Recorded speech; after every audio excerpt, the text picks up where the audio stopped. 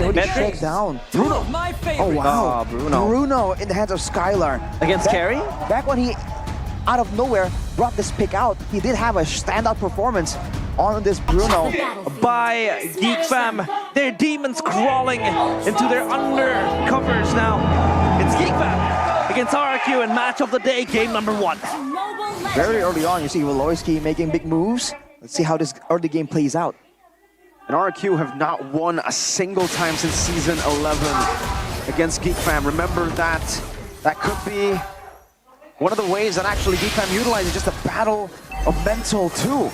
8 times they have met since Season 11. 8 times and no victories. RRQ will be trying to turn that franchise around. Finally getting something for the team. But in the mid lane, I feel like Rins has so much responsibility right here. He's responsible for doing damage, also for the crowd control and stopping the rush coming through. Edok might just perform more as a counter initiator as we take a look at the emblems here by IndyHome. The agility and the tenacity for Dairon, he's going to be active moving around the map. And for everyone else, a lot of tenacities here. Both teams know that they like to go all in these fights, especially with the Hylas and the Gatokacha with a high HP pool. The tenacity is going to be a lot more valuable, but Masako as well wants to make sure that when he does get jumped on, he will have time at least to react, to try and make something happen. But with 2 Wilderness Blessings in the hands of Rins and Edok, you can see the RRQ. They want that mid lane pressure to spill out to the sides, and maybe that is how they're going to try and enable this Bruno pick. Yeah, and the fact that Woloski does have the Gatokacha in his hands means that the little skirmishes will be won, but oh, he's stuck. Prince! Oh, targetable, the lethal. Or no one's taking ignition. Now Vincent with a stab forward. That was just the damage, pure damage. Woloski gonna be caught, have to revitalize. Those Jin gonna take a whole lot of damage. Pure Baba defensively, the Tempest ablaze. Vincent gets the double. Is this the main premise of the Gatokacha, is to skirmish early? Absolutely, with the overloaded kit, with more damage coming in from his passive, more than any of the other skills. Going for a fight like that, catching Rins, that we just mentioned, having so much responsibility, means he can immediately go straight for this turtle. This is the early game we expected from the Hylos and the Gatokacha though. We'll see how RRQ try and deal with this. Yeah, and now of course down bottom, still even Stevens for all. Take a look at the talent predictions by the new application. Wow. They are demons for a reason, villains and the bad guys. But oh, here comes the Goer's pathway. Oh man, the Tane CC. It almost seems like a response to the talent prediction. You think that way, we're gonna smack RRQ, just you watch. The trio mid has been so important for RRQ. Geek Fam, very early on at 2 minutes, 2.5 minutes, has gotten 2 kills, but Woloski now gets jumped on. Whoa. Actually moving forward, Jin, gun shy a bit. He doesn't want to commit towards Beloy, despite Beloy not having the revitalize just yet. You can see, oh my lord, the audience prediction also very much favoring the Kings. 88% for RRQ, and Sutsujin, questionable approach where he had the Spear of Alpha already. He could have maybe got a pick off there against Beloyski, but Beloyski again, the steel, the heart, the heart of steel by him to just have the courage and bravery to open up the maps and portions of choke points in the river, especially when you are so tanky and you have so much, defense. With Gatokacha means you can really invite aggressive plays coming in the skirmishes as well by Geek Fam. Now RRQ, what are they waiting for, Arashi? They're waiting for a neutral objective to try and use this proper teamfight composition. Look at how Geek Fam is playing, man. The side lanes are playing it very, very safe. Rins! The arrival forcing the flicker. Beloy gets frozen. But that's true. He's always been ice cold. This is the issue right here. Geek Fam, they're just focusing always on the mid lane. And for RRQ, their side lanes are winning, but they can't really do anything about it because Geek Fam are ganking so hard in the mid lane that their usual rotation, the trio mid, really can't operate as well. Now with the turtle coming up, there will be a flicker in the hands of Wins, but Woloski might have his ultimate up by that time. They're punishing. And now the Eternal Guard towards Kyler.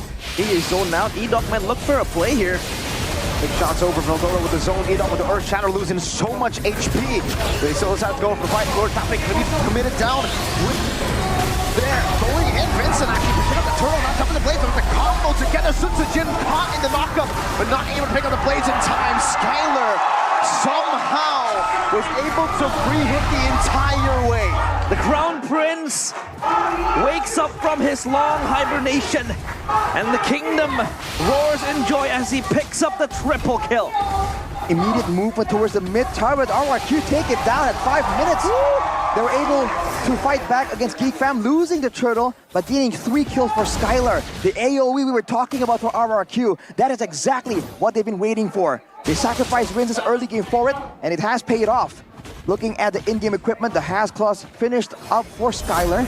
That's why in the early game, this Bruno has so much more pressure. With 2 items, he's going to reach an even higher power spike than most marksmen, and Masako will have to wait a bit longer for that. Yeah, they swing the momentum in an instant. Beloyski again, so brave to kind of fish out for angles. It's winning in the brush, and so far so good for RRQ. They're able to stabilize that gold difference that, you know, it was bleeding. They had to stem it sooner or later, but E-Doc might be caught here. Nah, he won't. He's still okay. So now RRQ, of course, is trying to play behind that team fight potential that they have. The AoE so much so strong against Geek Fam. But what does Geek Fam's composition want to achieve? They want to just keep going for those big plays with some global pressure coming in from the avatar of the Guardian. That's how they've been able to actually get some of these very quick ganks coming through. And they want to try and play it macro, right? They know that RRQ are so adept at playing the team fights, so they want to use Beloyski, they want to use Vincent, all of these macro plays to really separate RRQ. And the last thing they want is to go for an all-out fight like we saw earlier, but Dyron. Just a bit of poke over to Dyron. Geek Fam trying to get an advantage anywhere on the map. And so far, right now, it does look like Geek Fam will have to throw Ling into the bottom lane for a split push. RRQ go for the turtle. Oh, this turtle might be free because Vincent is far, but he has the pinch poise to catch up.